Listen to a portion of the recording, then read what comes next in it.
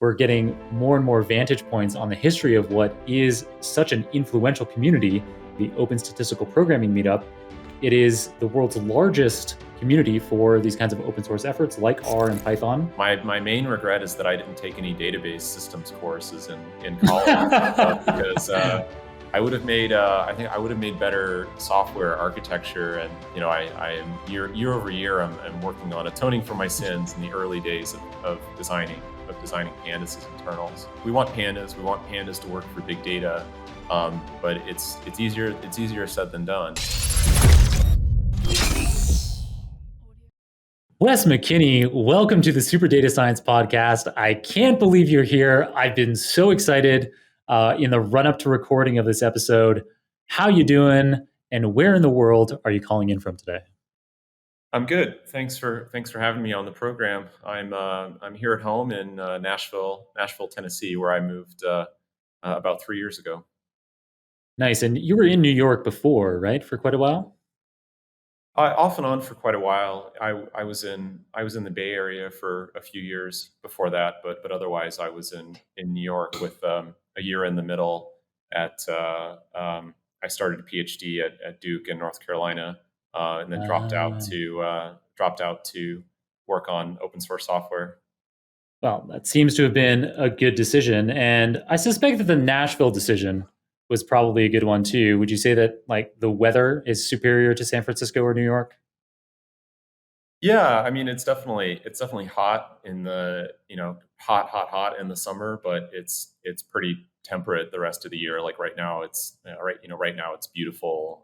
The winters are it does get cold. Maybe it snows once or twice, but the winters are pretty mild. It rains a surprising amount. Really? But all in all, it's it's great. You have mountains, in driving distance, and the city of Nashville is booming. So I certainly didn't know about COVID when I moved here, but when it hit, I was happy to have like the extra space in my apartment to roam about. Yeah, I can say from experience that being in Manhattan during a COVID pandemic is not the place you want to be. Finding my way through, it's nice. Things must be opening up. They're probably almost fully back to normal in Nashville now. Yeah, they are. They've been pretty much back to normal for a long time. I guess it's it's funny. It seems like for some parts for some parts of the state, state of Tennessee, there wasn't really much of a lockdown. The city of Nashville itself did have a closure of non-essential businesses, indoor dining for a period of time, but it opened up. Indoor dining reopened last summer. Oh wow! Summer 2020, right? And they're I think even during the the COVID peak around December, January, things stayed open. But I was definitely happy to that because I'm in a red state, I was able to get vaccinated right at the right at the start of April, and so that brought down my anxiety levels, and so I've been comfortable resuming travel and visiting friends and family, things like that. For our international listeners, red state there means that there's relatively conservative politics, and so it means that the queue to get a vaccine was really short. I did have to wait around here in New York in this blue state, as we say, but all's well now. So it seems like you definitely lucked out there with Nashville during the pandemic, as far as luck goes in a situation like that. So Wes, you were introduced to me by Jared Lander, who was on episode 501, but we also have some other connections. So some other recent guests: Claudia Perlich in episode 437, Drew Conway in 511, and with that group of people, I felt pretty confident that you had a lot of connections to the New York R community, also knowing that you speak regularly at the New York R conference. So I asked you about that just before we started recording, and discovered that yes, indeed, unsurprisingly, you have been involved in the R community for a long time, but that is not what you're most known for, I suppose. So, uh, amongst a lot of achievements, perhaps one of the achievements that you stand up for most is being the creator of the Pandas library in Python, which I'd love for you to dig into a bit of the history of how you got started with Pandas. But I like the connection there between kind of being involved with R so much a decade ago, in kind of, I suppose, R's heyday in data science. And so R still has this data structure called the data frame that allows you to mix multiple different data types. So you don't have to have a matrix of just float values or integers. You can mix in character strings with numbers. And so this is very helpful for working with data. And Pandas that you created allows us to have that same kind of data frame functionality in Python and also quite a lot more. So I've given a long intro there. First of all, let me know what I got wrong.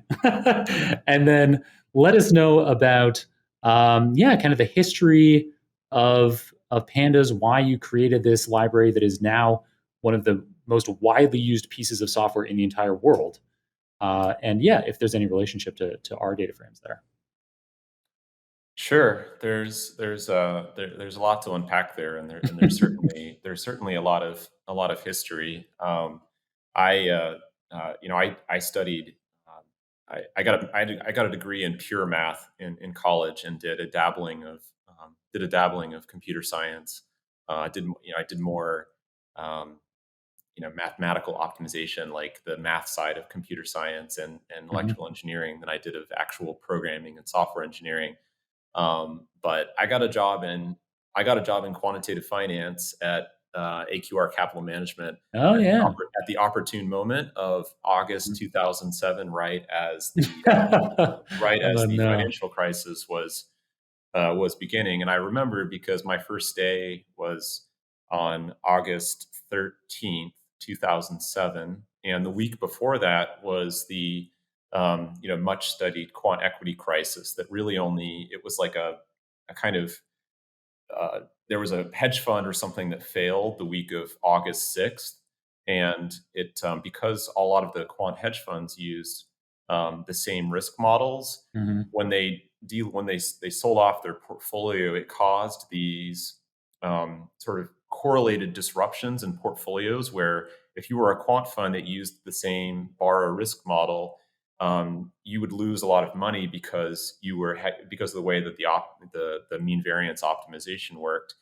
And but other retail investors, you would not see those same kinds of, like, it wasn't like the stock market went down Right. 10 or Right.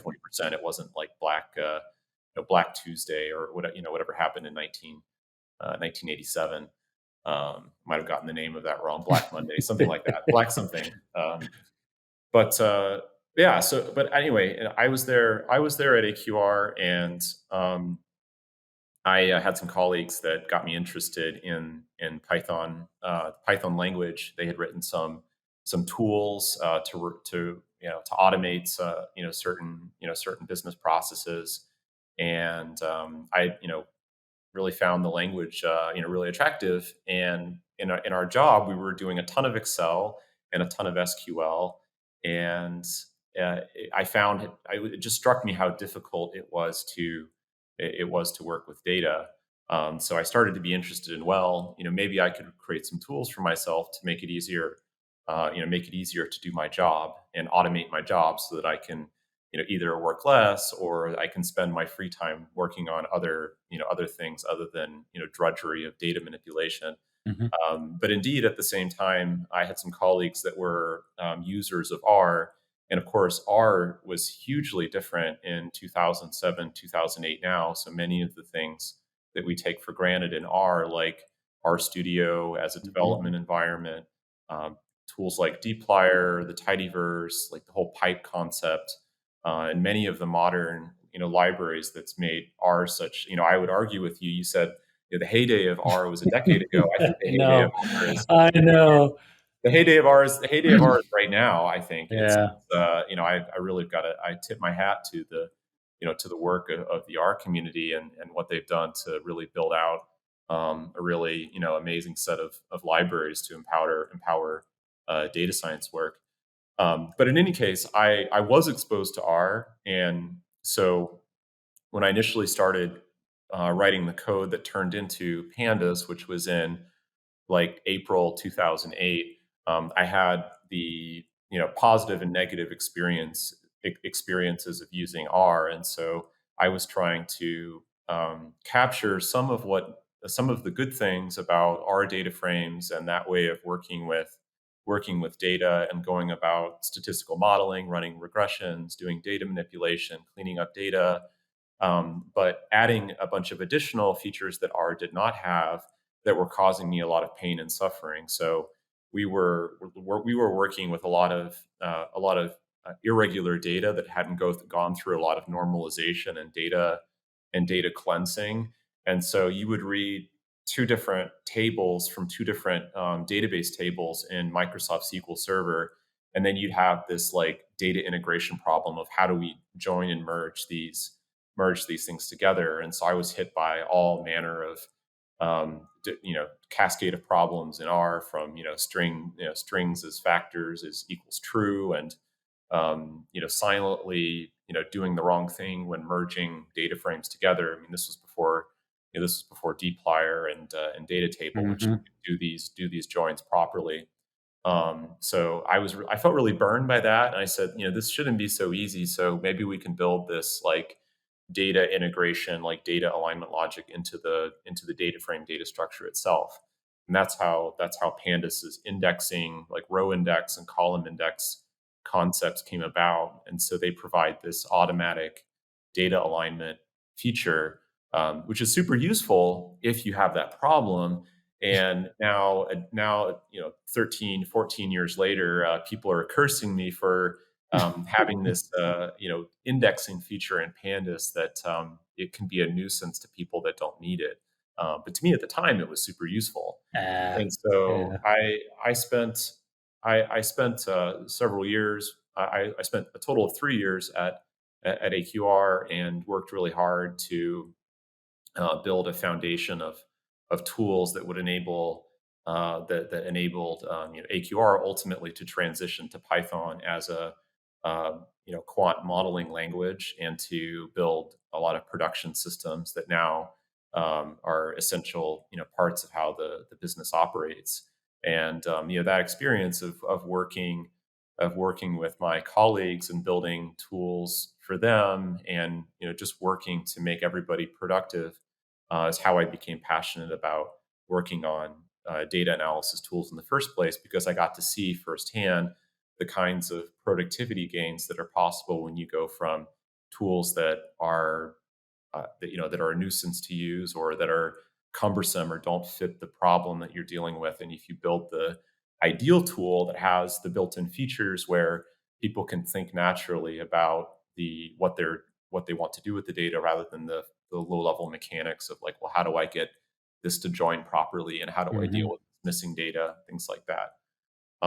So that was like the early days of Pandas, and AQR graciously allowed me to open source Pandas in the middle, kind of latter half of 2009, which wasn't something that a lot of financial firms were doing at the time. Like Right.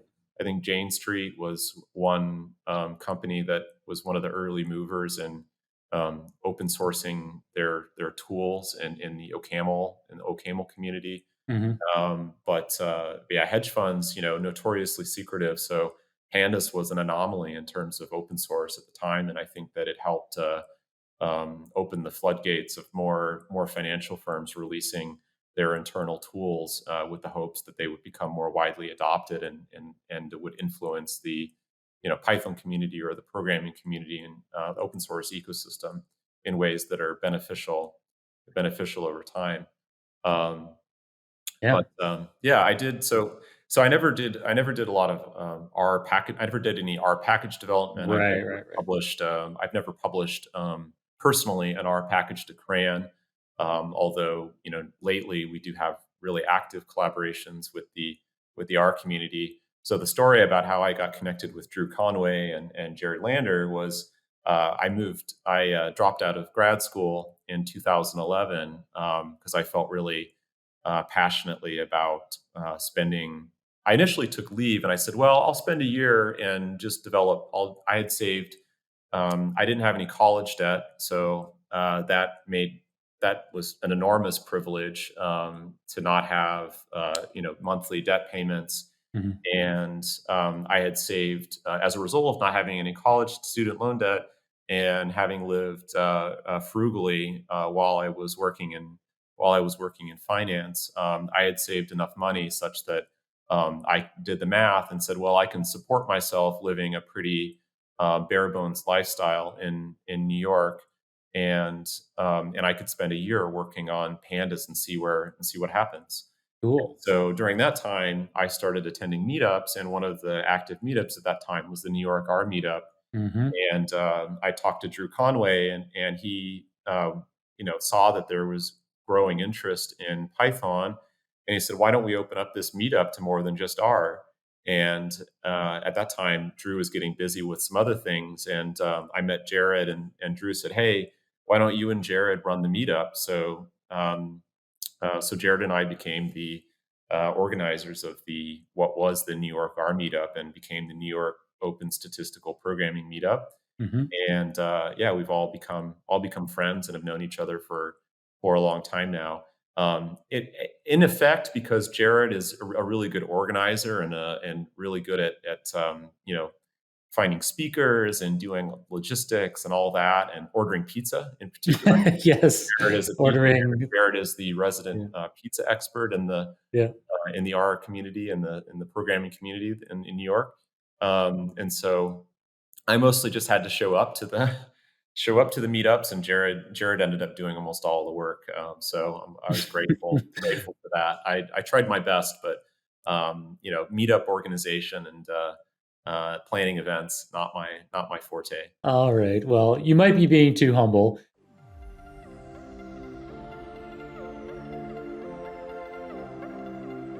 Eliminating unnecessary distractions is one of the central principles of my lifestyle. As such, I only subscribe to a handful of email newsletters, those that provide a massive signal-to-noise ratio. One of the very few that meet my strict criterion is the Data Science Insider. If you weren't aware of it already, the Data Science Insider is a 100% free newsletter that the Super Data Science team creates and sends out every Friday. We pore over all of the news and identify the most important breakthroughs in the fields of data science, machine learning, and artificial intelligence. The top 5, simply 5 news items. The top 5 items are handpicked, the items that we're confident will be most relevant to your personal and professional growth. Each of the 5 articles is summarized into a standardized, easy-to-read format and then packed gently into a single email. This means that you don't have to go and read the whole article. You can read our summary and be up to speed on the latest and greatest data innovations in no time at all. That said, if any items do particularly tickle your fancy, then you can click through and read the full article. This is what I do. I skim the Data Science Insider newsletter every week. Those items that are relevant to me, I read the summary in full. And if that signals to me that I should be digging into the full original piece, for example to pore over figures, equations, code, or experimental methodology, I click through and dig deep. So, if you'd like to get the best signal-to-noise ratio out there in data science, machine learning, and AI news, subscribe to the Data Science Insider, which is completely free, no strings attached, at superdatascience.com/DSI. That's superdatascience.com/DSI. And now, let's return to our amazing episode. Well, it's nice to hear that whole story. It's interesting, over the last few months, having had Jared and Drew and then now you on the program, I've been able to piece together for myself and for any listeners that have been listening to those episodes. Again, Jared was 501 and Drew is 511. We're getting more and more vantage points on the history of what is such an influential community. It is so that that community, what is now called, as you say, the Open Statistical Programming Meetup, it is the world's largest community for these kinds of open source efforts like R and Python. And yeah, so it's interesting to hear where it all started and meet the people that were involved in that. And I, going back to the very beginning of when I started introducing, your work with pandas, I deeply regretted as soon as it came out of my mouth that I said R's heyday was 10 years ago. And so I'm glad that you caught me on that. It is absolutely, it's so interesting. I think, you put your own life experience, you overlay that on like the real objective history that's out there. And for me, 10 years ago, I was using R every day. It was my bread and butter.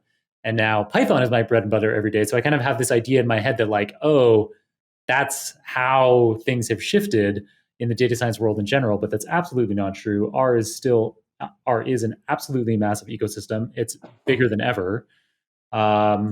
And yeah, all of these kinds of tools that you mention, the tidyverse that allows us to work with R, a lot more easily is brilliant, and what the R Studio ecosystem has brought along. Yeah, I mean, I think it's just if you look at say 10 years ago versus now, I don't know what the difference in the number of data practitioners.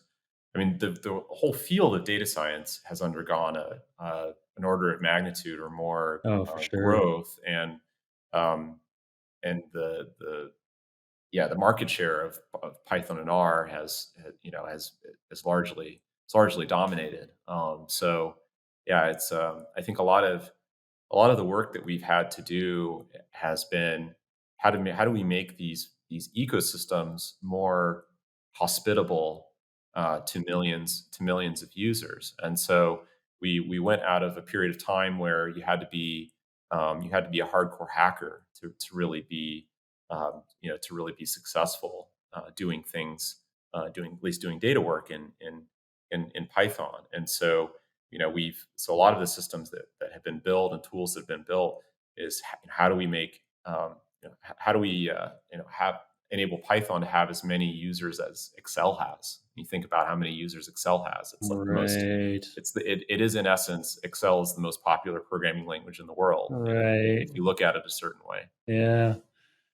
Yeah. it's unfortunate. You feel bad for all those Excel users out there who I think through things like, these kinds of podcasts, I think people do realize more and more, especially as data sets get larger and larger, that there is this big opportunity to be moving away from tools like Excel, towards maybe SQL can be kind of your gateway drug to something like R and Python. And Excel certainly, or other spreadsheet tools like Google Sheets, they certainly have, they're hugely useful. And I do use spreadsheet software for a lot of day-to-day tasks, but it's great that people like you and places like AQR have been supporting this open source movement that has allowed things like the Python Pandas library to allow us to much more efficiently be managing large data sets and be performing a lot of operations that wouldn't be possible in Excel. So on that note, if people aren't already very familiar with how to be using Python for data analysis, you've written a book on that, which is a top-selling, it's an absolute bestseller from O'Reilly. It's Python for Data Analysis. If you're watching the video version, I've got my copy right here on camera, which is heavily dog-eared. So a great reference book for lots of functionality for working with data in Python. So it introduces working with Jupyter notebooks. Back in 2012, IPython notebooks, as I learned about them. Which also actually, even that word Jupyter, it's interesting how it shows how in data science it can be so useful to be familiar with Python and R and maybe even Jupyter, such that they put all three of those words into one. Julia. Oh, did I say Jupyter? Yeah, Julia. They put Jupyter into Jupyter. It was really, really clever. Julia, R, and Python into Jupyter. So you introduce, working with Jupyter notebooks, working with NumPy, and then, of course, also working with Pandas.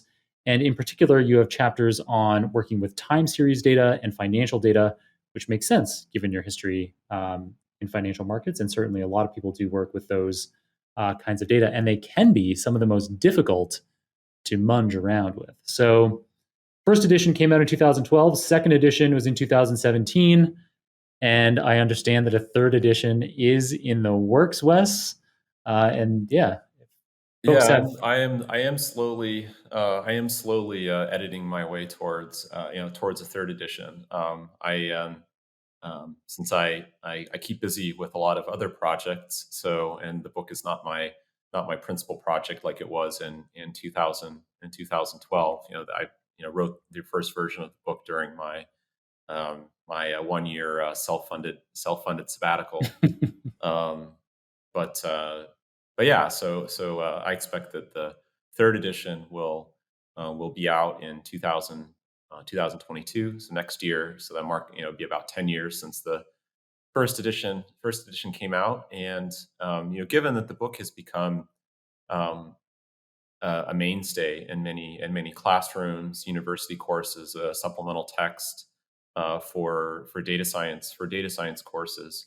That I think that it's important for me to continue to maintain the book, to keep it up to date with the latest and greatest improvements in pandas, to make sure that the code examples still work, and that the other the things that bit rot over the years. Like the way that we install and manage Python packages has changed a lot in the last 10 years, and those aspects have to be kept up to date. Have to be kept up to date in the book.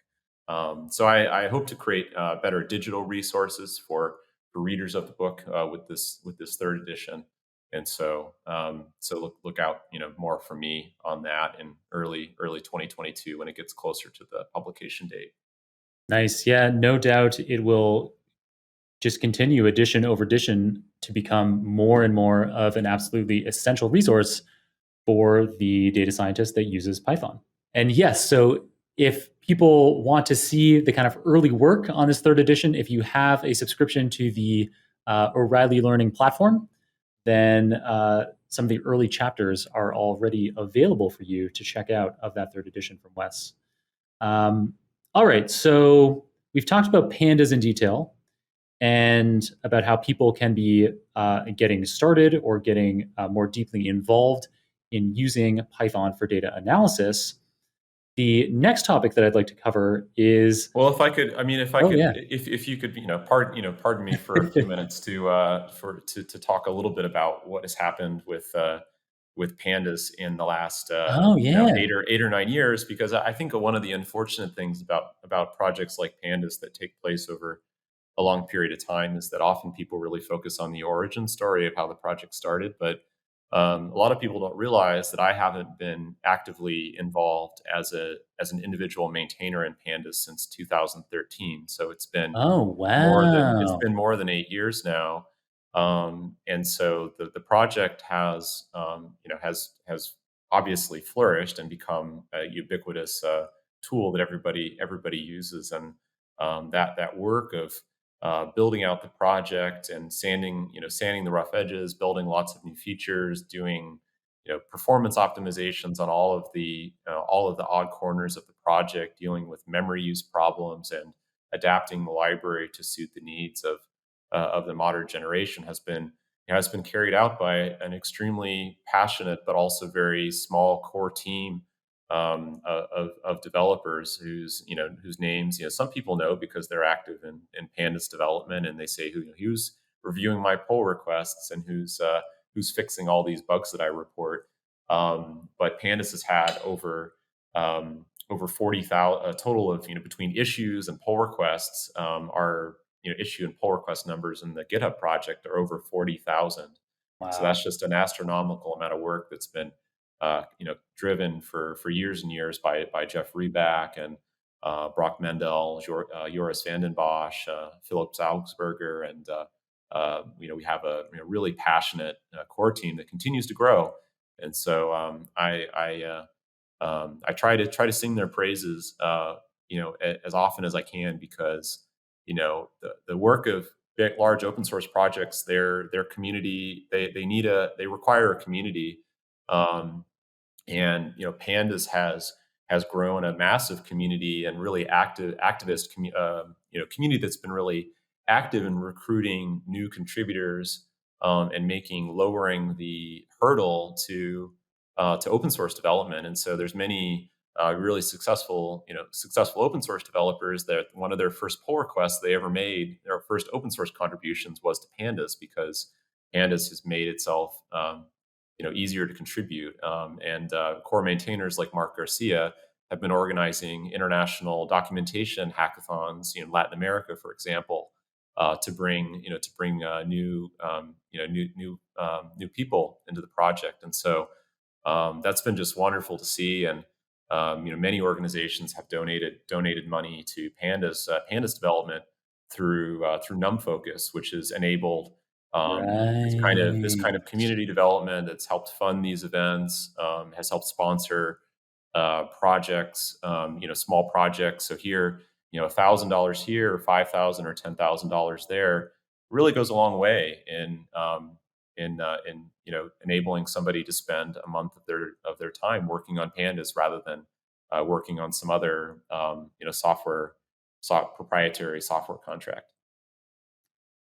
I am so glad that you fit in that response, and yeah, it's so important to mention how Pandas has evolved over the years. I'm glad that we didn't just skip ahead to what you're working on now, and then maybe I should also open it up to say, what has changed over this last decade with Pandas itself. So you've highlighted how the incredible open source community has enabled a lot of growth and change. And actually, it's super interesting to hear how a big successful open source project like this, like Pandas, goes in and out of being just purely in the digital realm, just on the internet. So I often think of, and I'm sure many listeners often think of, big open source projects as being kind of like anonymous GitHub usernames, and people just kind of slogging along,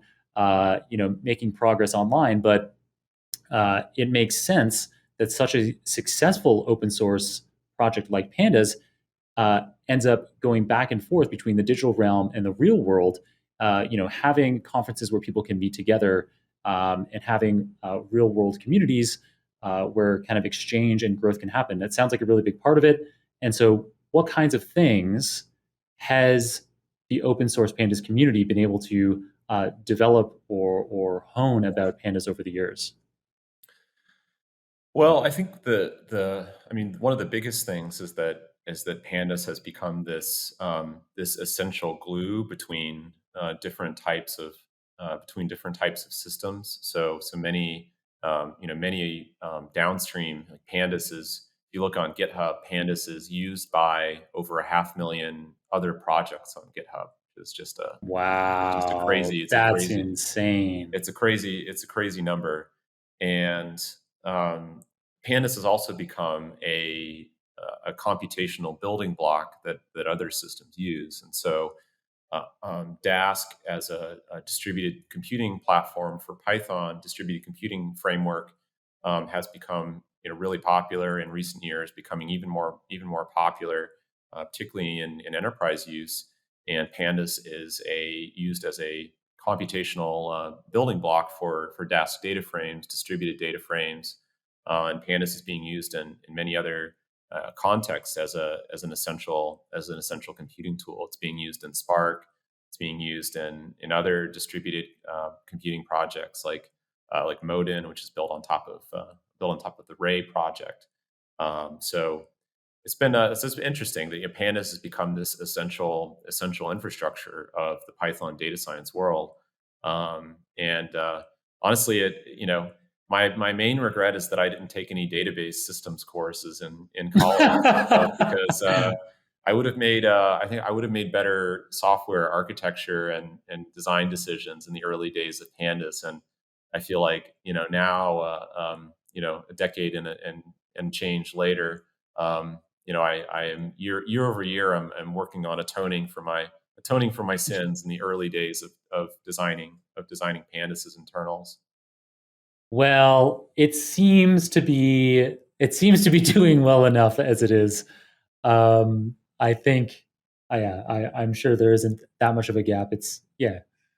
Yeah. I know. I think the I think where Pandas has struggled is at the extremes. And so if you never work with more than a gigabyte of data, you never have anything to worry about. And Pandas is wonderful, and that describes the vast majority of users. But the world is collecting more and more data, Mhm. and as everyone wants to program in Python, and so if your data keeps getting bigger, and if you're in a company that has tons and tons of data, um, what works well for 1 gigabyte doesn't work well for 100 gigabytes or a terabyte or more. And so the struggles that have been faced at the extremes have been memory use challenges, performance challenges, like not effectively utilizing the compute hardware. And so that's definitely created some tension. I mean, projects like Dask have alleviated some of that tension by handling the distributed computing with Pandas. But there's still like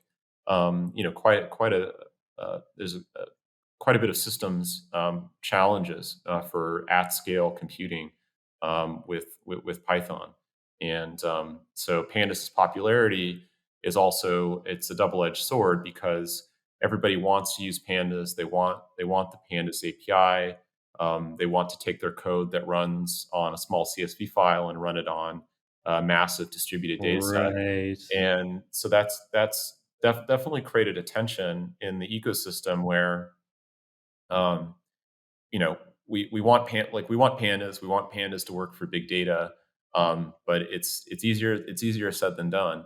And so on one hand, so there's some projects like Koalas for Spark, who or Modin for Rates, and other both different approaches to scale out computing in Python. And so those are projects that aim to clone the Pandas API really closely, whereas other projects have diverged from Pandas. So I've been working with some folks from the Pandas community for the last 5-6 years to build a project called IBIS, which is deliberately it's a data framework for scale out processing. You can run it on top of big Google BigQuery and run on a petabyte of data, or run it on top of many other data processing backends. And but it deliberately is not Pandas in its API, and the intention was to take the good some of the ideas from Pandas that make sense in a scale out computing context, while adding some of the missing features, like high level expressions, like essentially building complex compute graphs, like deferred execution graphs. So having everything be lazy and not eagerly evaluated like Pandas is. So it's difficult. It's hard to make everybody happy in a tool like Pandas. But I see the ecosystem moving in a productive direction, and everybody earnestly wants Python to be the one of the principal data programming languages Mhm. of the future. Yeah, and I think that's one of the beautiful things about being open source is that it allows other projects like Dask to branch off of what Pandas has already done. And yeah, I'm sure uh, can, Pandas contributors can continue to refine pieces that allow other tools like Dask or Spark to then work very effectively. Um, and so, yeah, this constant evolution is very exciting. So, part of uh, the solution to some of the problems that you've outlined here, things like being able to have efficient data analysis at very large scale, petabyte scale, or that kind of hundreds of gigabytes of data that you mentioned there, handling not just flat data, but also hierarchical data, making the most of the compute resources that you have, be they CPUs or GPUs. Those kinds of problems, it sounds like those could be resolved by another open source project that you've co-founded more recently, the Apache Arrow project. Do you want to tell us about that? Sure. So the Arrow project arose, Apache Arrow arose out of um, a bunch of different needs that all percolated and coalesced at the same time. So I think of it as an interdisciplinary collaboration between analytic database systems, big data computing frameworks, and data science tools. So I came at the this problem from the data science perspective, which is that having worked for many years on pandas, one of the some of the biggest problems that we were dealing with is very expensive to load data into memory, and then to perform computations on all of the different kinds of data that we observe in the wild. So, in particular, working on numeric data in pandas is pretty efficient, but working on string data and non-numeric data is not. And so data has gotten more and more complex. We see a lot of nested data, Mm-hmm. dictionaries and lists and things that arise from JSON and event data that's being generated by web you know net basically mobile phones and websites and things like that. These Mm-hmm. complex JSON events, and so pandas has either all the data that you're working with is in memory, or it's all not in memory. And so if you can't fit your problem into memory and get Right. all of the intermediate results, then you run out of memory and you're having a bad time.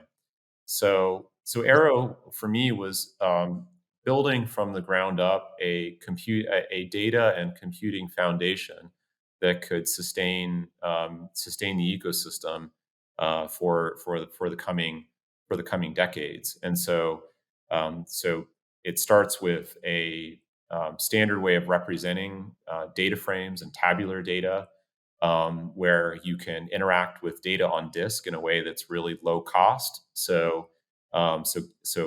Reading. So if you have a 100 gigabytes or half a terabyte of data on disk, and you need to read one small section of it, you can do that precisely and cheaply without having to scan through the whole data set. Right.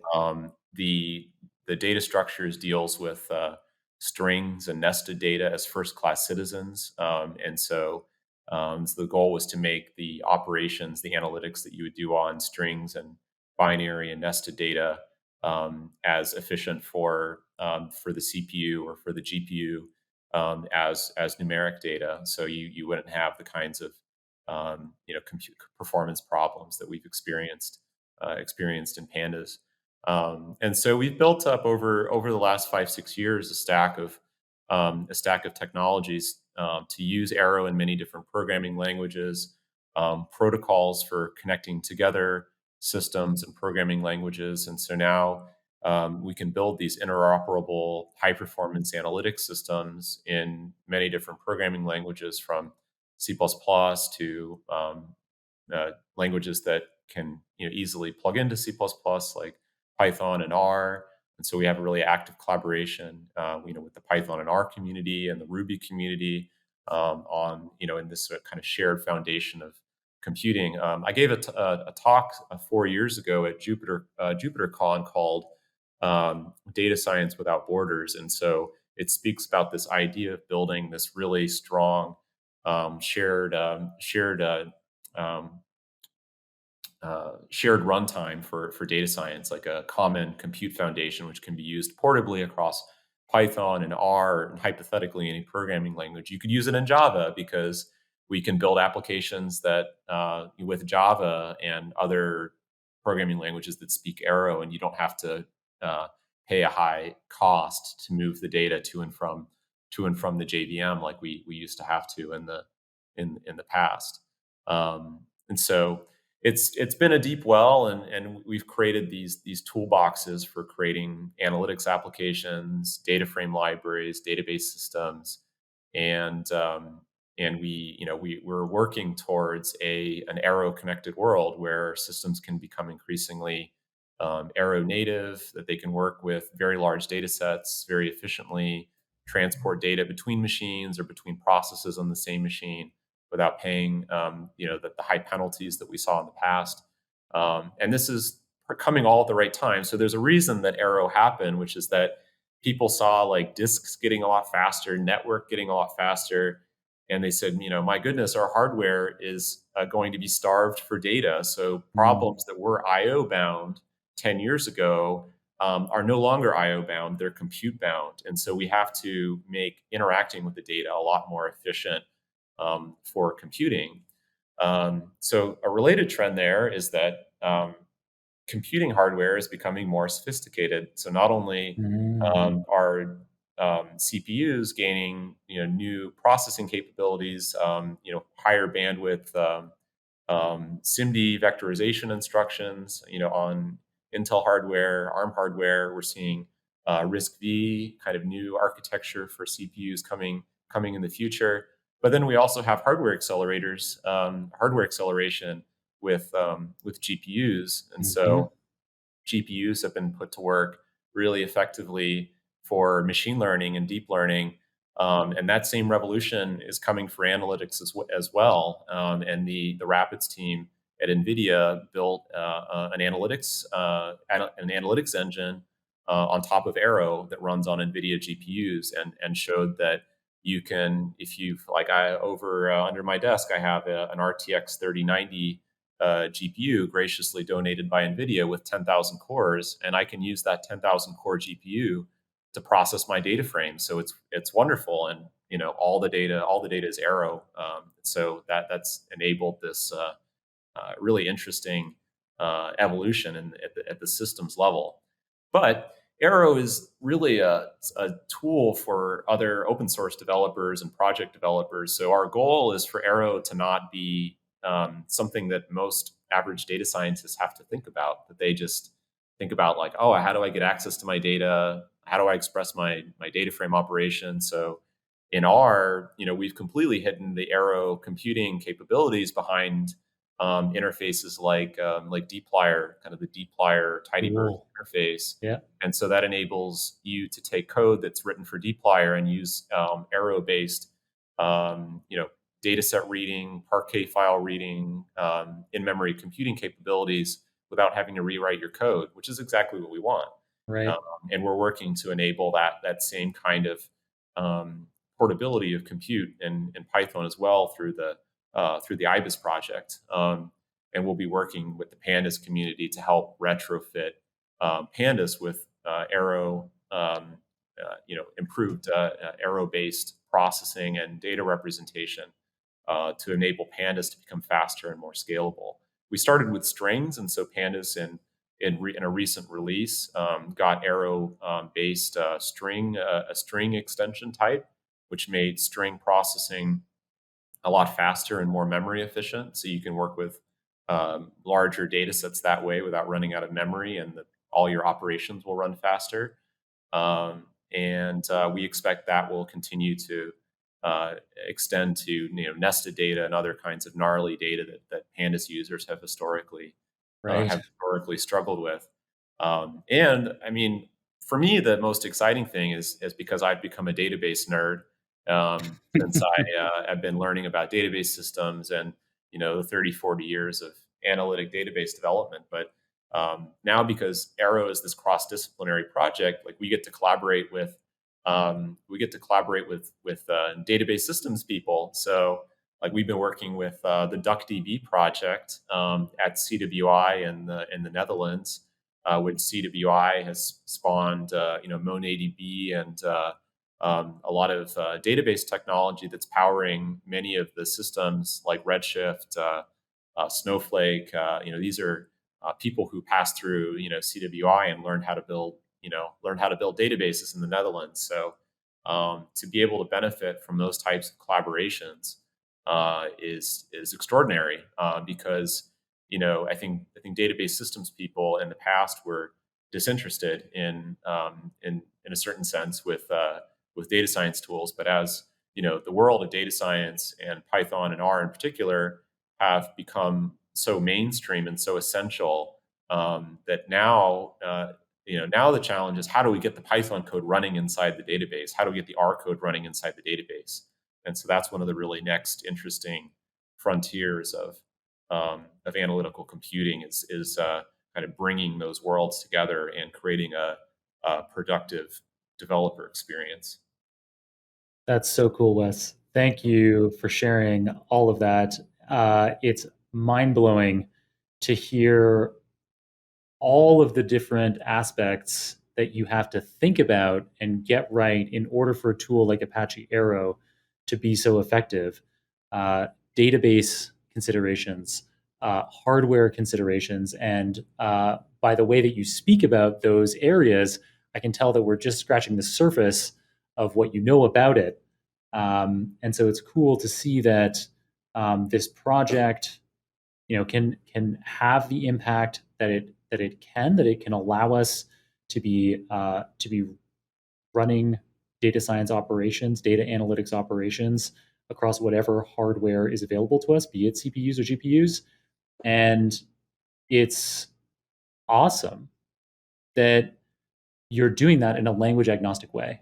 And so that it's as easy as using an R dplyr call, a Python pandas call. Yeah, because I mean, ultimately, I mean, Arrow is central. One of its central missions is how do we reduce, how do we improve performance, improve efficiency?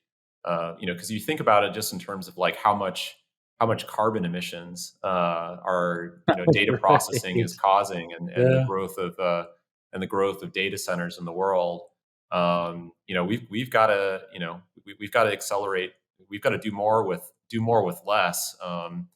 Otherwise, at the rate of the explosive amount of the explosion in data volumes, it can become a real problem in the future if we don't make analytical computing orders of magnitude more efficient than it is now. Obviously, we've made a lot of progress in the last 10 years, but we have a long way to go. Yeah, exponentially larger data sets. It's something like every 18 months, the amount of data on the planet doubles. And then model sizes are getting bigger even faster than that, with our 100 billion weight natural language processing models.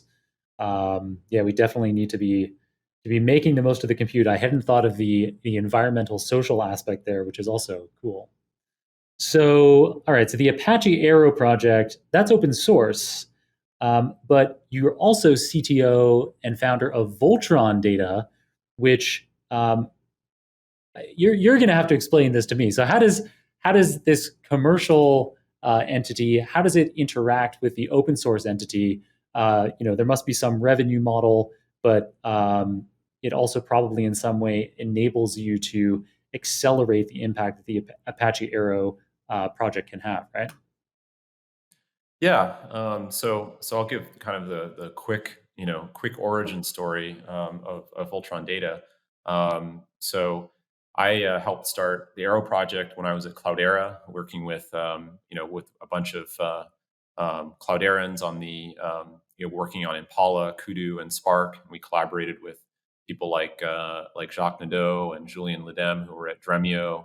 So we worked with people at Hortonworks, and it was really a cross, kind of a multi-company collaboration, an open source project collaboration. I left Cloudera to join Two Sigma in New York, because Two Sigma saw what the future looks like with Arrow, and was a true believer. And they said, come here and let's work on this together. And so we worked, and we added Arrow support to Spark, and we made major contributions to growing the Arrow project. And in 2018,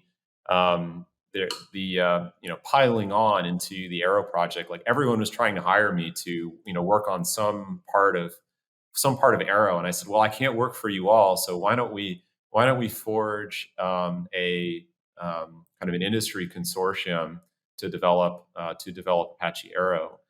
So that was called Ursa Labs. Its Mm, primary sponsor was our studio. Our studio said, "Hey, right. we can't leave R out of this data revolution."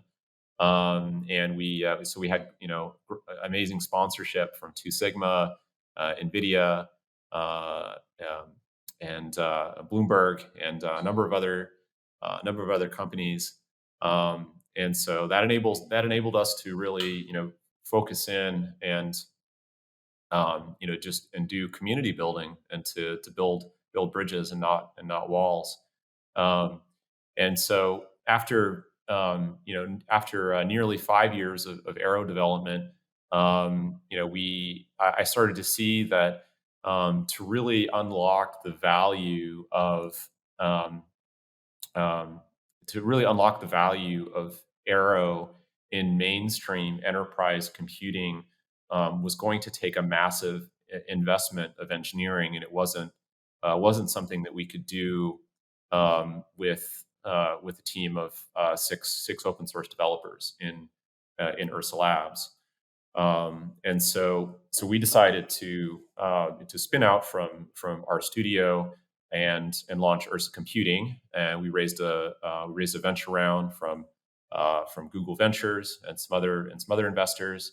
Um, and not long after that, we uh, started to look. Um, I reconnected with the GPU side of the ecosystem. So because while this was all going on, Josh Patterson at NVIDIA had built the Rapids organization, and a large 100-person team at NVIDIA working on GPU powered analytics, machine learning, analytics, data processing, pre-processing on CUDA, Hmm. and had shown the massive performance benefits that are possible with NVIDIA hardware and GPUs in general for analytics. And it wasn't prior to that, it wasn't known whether GPUs could be used effectively for analytics. And so Mm, Rapids proved that.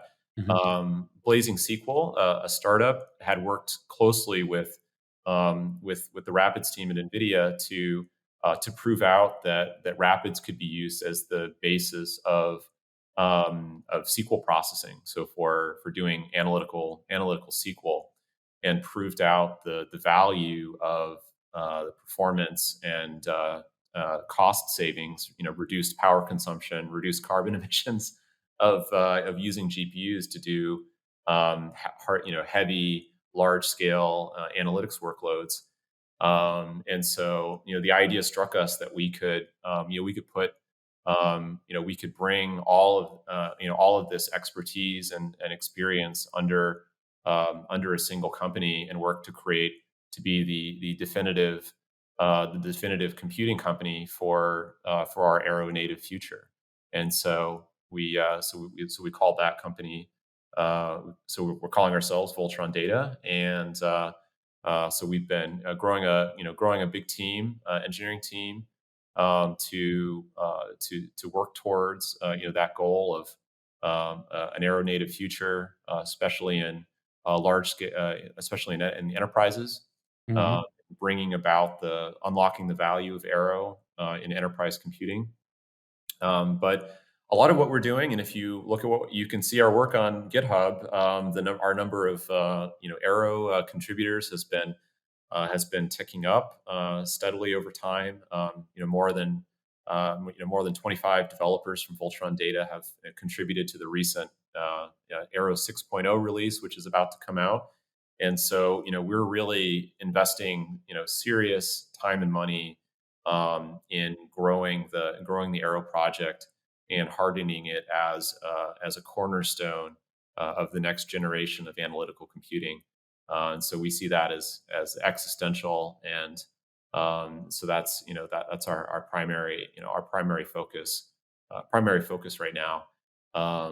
So in terms of our products and what we offer to sell, and since we are a startup and we have investors who want return on their investment. Hmm.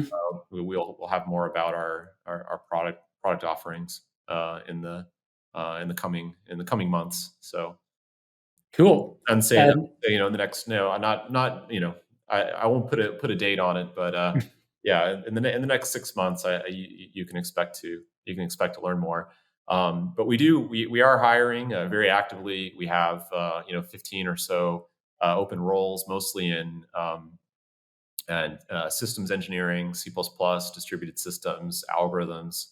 Um, we're also hiring open source support engineers because part of what we need to do is provide a backbone of support for production applications that are running on Arrow, and there's a lot of engineering that goes into making that possible. So that's the lifeblood of these types of projects. So yeah, it's a very exciting mission.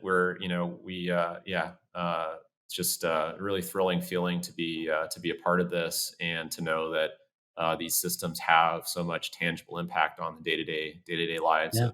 of data scientists.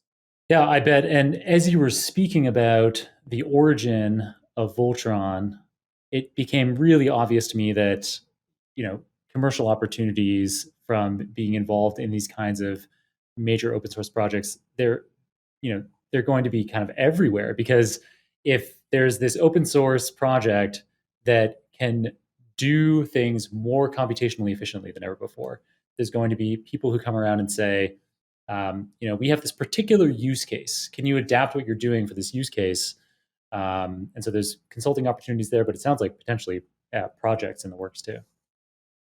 Yeah. So yeah, we look forward to rolling out those pieces as we're ready to share them. But just based on on the numbers, like I would say the majority of the engineering work that we're doing is landing in the Arrow project. So to be able to invest substantial resources, millions of dollars in R&D for the Wow. Arrow, Yeah.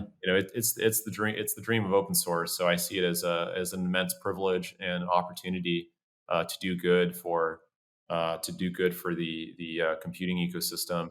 And it is essential to us that um, we build a sustainable business so that we can continue to make these kinds of investments in open source infrastructure, and building a healthy developer community.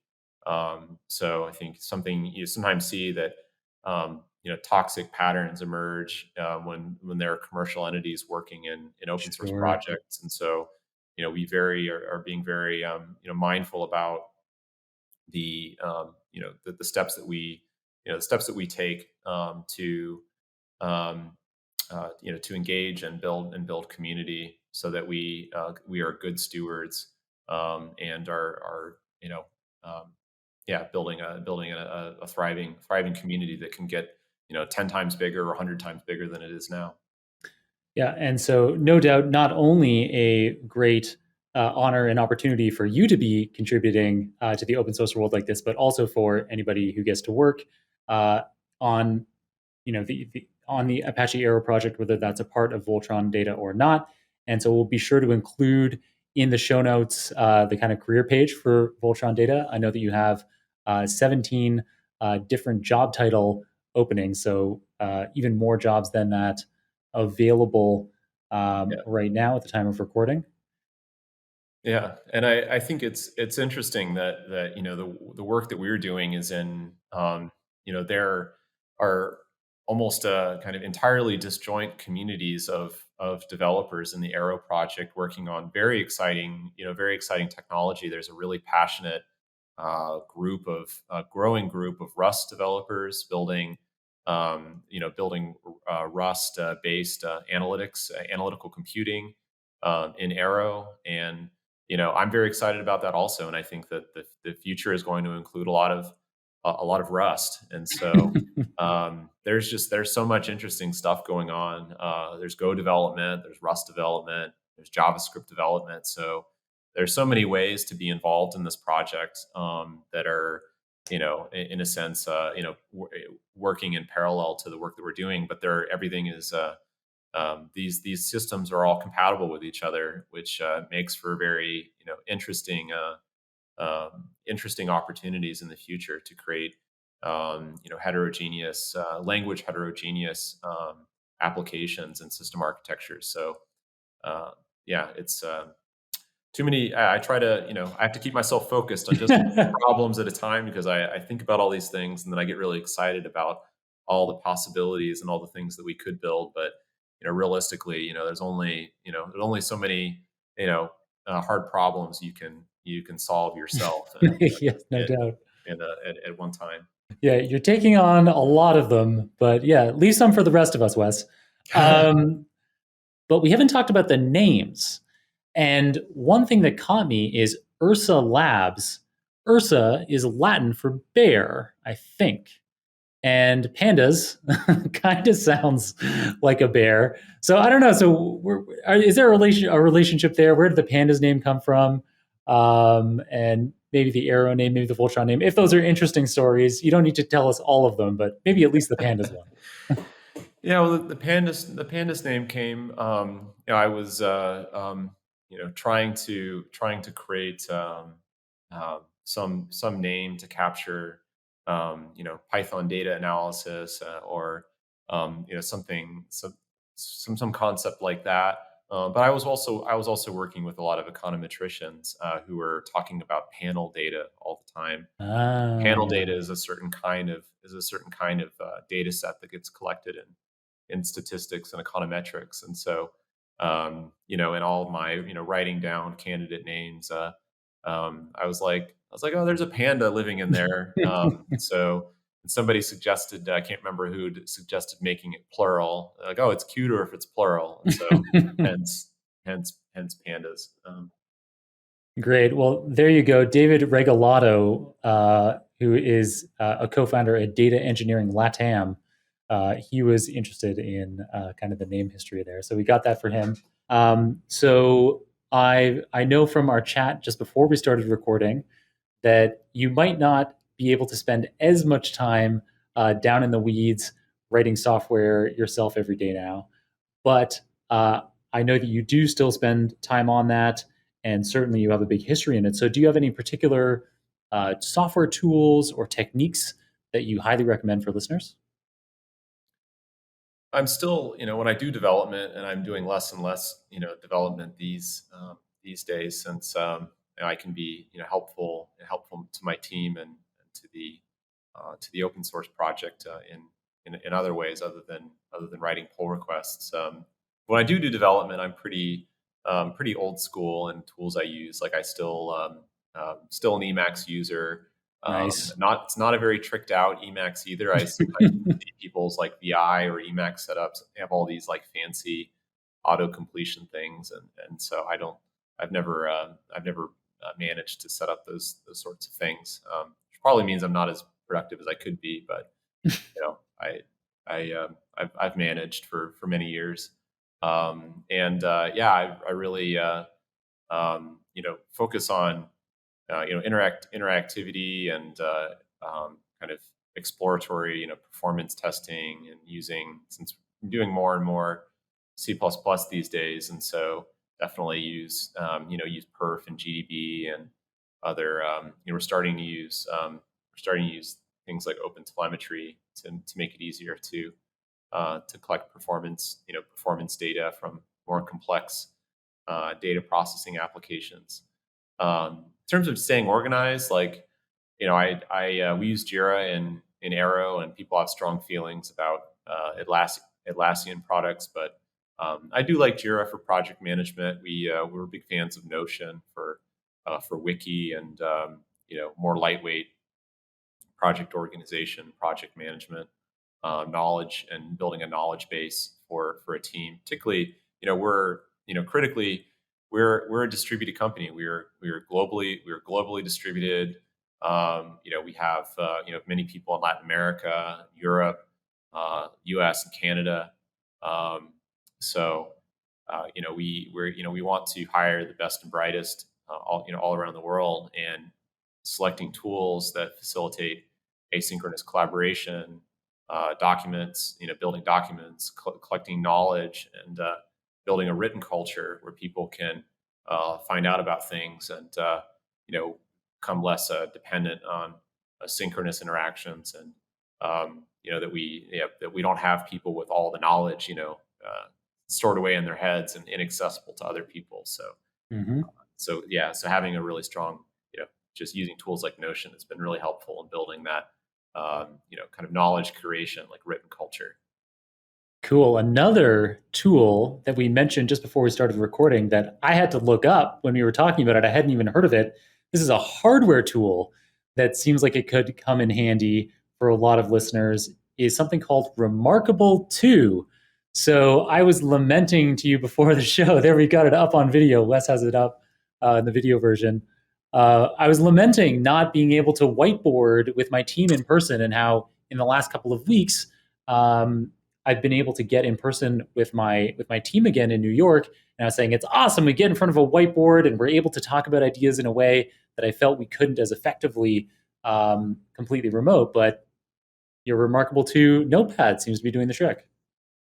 Yeah, well, I've always liked pen and paper, and it helps me think to write to write things down and take notes. But I was burning through a lot of notebooks, and then you end up with this stack of notebooks. Like, well, I should just throw these away.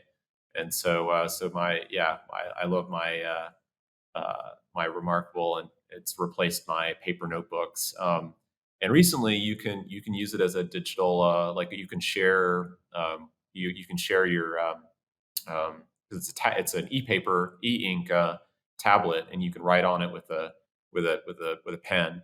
It's a pen that's a special pen, and but you can share what you're writing, so you could have a document that's like your scratch pad or your whiteboard.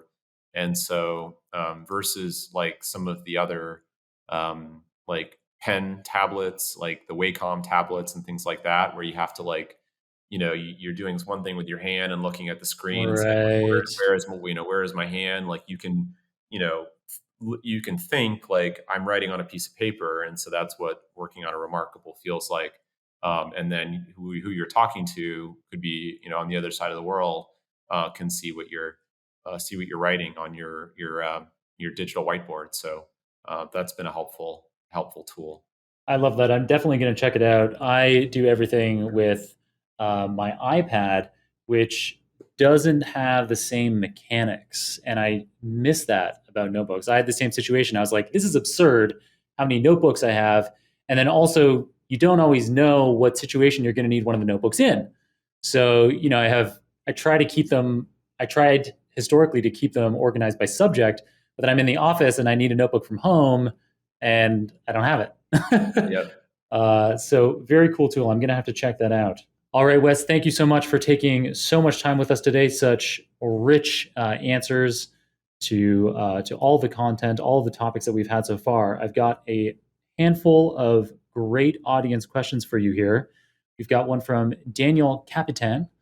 So he is wondering, will Pandas ever support nested columns like Parquet, BigQuery, and other engines do? And it sounds like, not it sounds like, that is something that you've explicitly mentioned the Apache Arrow project handles. But maybe that's something that Pandas might have in its future as well. Yeah, I don't know where it falls on the Pandas roadmap right now, but we have the data structures and the tools that are needed to represent and process and efficiently process the net kind of nested data that you see in Parquet files, or that you can process in SQL systems like BigQuery. And so what's needed there is to develop an extension type for Pandas that is like a struct type or an array type. And so, and I guess that there's already some issues in the voluminous Pandas backlog about that. So if you're interested in that, an avenue to get involved in Yeah. Pandas. And if you're at a company that needs that capability, that's also the kind of project that you could potentially fund in Pandas through by donating money to NumFocus. There you go, Daniel. So either you or your company or maybe some listener can pick up the slack on that particular problem. Go for it. We've got one here from Doug Eisenstein, who is a financial technology data expert. We also had him as a guest on the show earlier this year. I don't have the episode number to hand, but easy to find. So Doug is wondering, Wes, where you see the Rust ecosystem a few years from now. He says 5 years from now. Yeah, I do know Doug. I haven't seen or talked to Doug in years. Oh, But no thanks for way. thanks for the Cool. question. I do think that Rust will play an increasingly important role as a systems language in distributed systems, and also in streaming data and distributed data processing. So if you look at the work that's happening in Arrow, like it's already happening now. And so what we're seeing right now in the Rust Arrow project, Data Fusion, which is an analytic query engine for Arrow built in Rust, is that already the early adopters are already there. They're building systems in Rust for doing data processing, and so I think that it will become more mainstream and increasingly replace use things that people use in the past, like I think Scala will lose market share to Rust, for example. I mean, Rust is still, it has a learning curve, and I've never written any Rust code, but my understanding is that it's not exactly a walk in the park. But once you do learn Rust, it has wonderful properties around the idea of fearless concurrency, memory safety. So providing um, you know some of the same kinds of benefits that you see in Go, for example.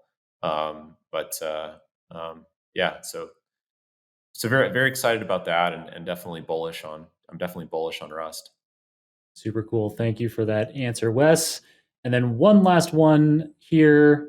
So this is from Brett Tully, with whom I did a PhD in Oxford. So he's an Australian. He's worked on all kinds of exciting projects.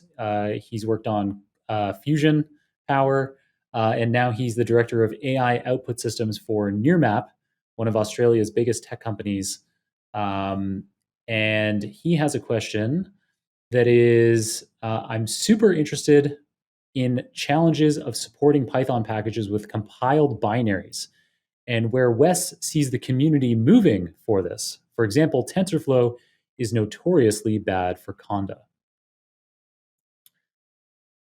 I would say I don't have great answers, except that I'm also concerned about our growing DLL hell in Python, and the binary dependency management with Python wheels. It's definitely possible to create, because some packages go the route of being completely self-contained. And so, in the fullness of time, you'll there are packages which ship a static version, like a fixed version of Arrow. And so, if you load that package and you load an incompatible version of PyArrow, that will not work. Right. So these problems are already happening. Conda, by making everything a shared library, and having a dependency um, dependency management resolution, is the clear way around this, so that each project is using the same version, the same shared library. But yeah, but not everyone is playing well with Conda, and so I hope that they do. And Conda is not perfect by any means, but we have a really passionate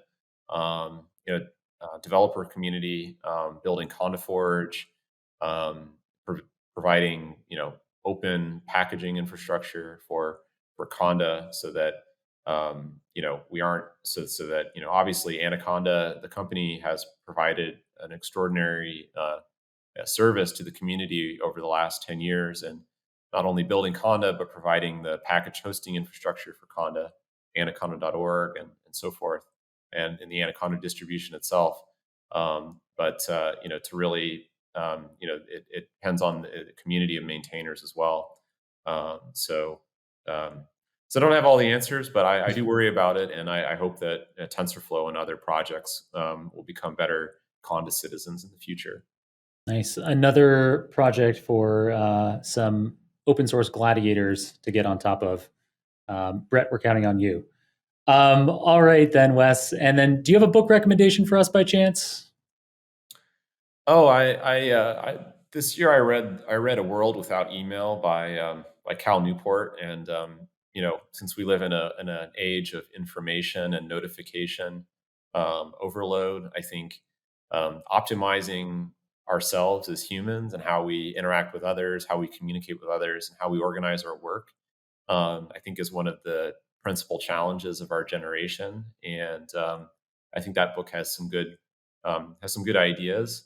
It doesn't say it isn't about getting rid of email, but using tools like email or other notification project management tools in a way that is better for your brain, and where you can be less stressed and more productive. Cam Newport, that guy writes books more quickly than I can read them. It's crazy. I didn't know about that book. I'm piling up a stack of Cam Newport books.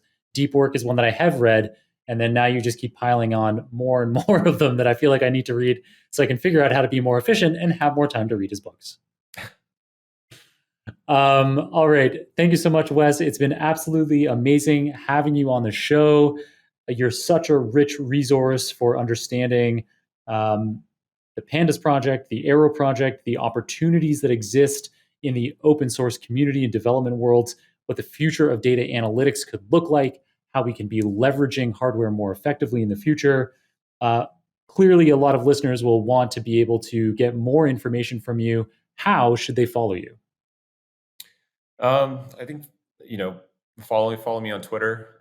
That's any information I put out is usually there. Sometimes I post things on LinkedIn, but generally Twitter is the authoritative source of information. But don't be surprised if I go a few months without tweeting. Yep. I mean, you've got to stay focused on the important work, and Twitter is usually not it. All right, Wes, thank you so much for being on the program, and hopefully we'll have the opportunity to have you on again in the future. Awesome. Thank you. Wow, Wes is a rock star that did not disappoint. He has endless relevant detail to dig into on any topic that came up, and he communicates that detail remarkably clearly. Specifically, in today's episode, Wes covered how Pandas was born from his desire to more easily join data. He talked about the release of the 3rd edition of his Python for Data Analysis book, which is expected next year, but can already be accessed as rough drafts via O'Reilly. He talked about the Apache Arrow project that he's evolved alongside hardware and database analytics advances to efficiently handle datasets that are larger than can fit into the memory of a single machine. And he had lots of really cool tools to tell us about, including Emacs, C++ Perf, the GDB debugger, OpenTelemetry, Notion for project management, and the Remarkable 2 digital notepad. As always, you can get all the show notes, including the transcript for this episode, the video recording, any materials or tools mentioned on the show, the URLs for Wes's Twitter profile, as well as my own social media profiles at www.superdatascience.com/523. That's www.superdatascience.com/523. If you enjoyed this episode, I'd greatly appreciate it if you left a review on your favorite podcasting app or on the Super Data Science YouTube channel. I also encourage you to let me know your thoughts on this episode directly by adding me on LinkedIn or Twitter and then tagging me in a post about it. Your feedback is invaluable for helping us shape future episodes of the show. All right, many thanks to Ivana, Mario, Jaime, JP, and Kirill on the Super Data Science team for managing and producing another extraordinary episode for us today. Keep on rocking it out there, folks, and I'm looking forward to enjoying another round of the Super Data Science podcast with you very soon.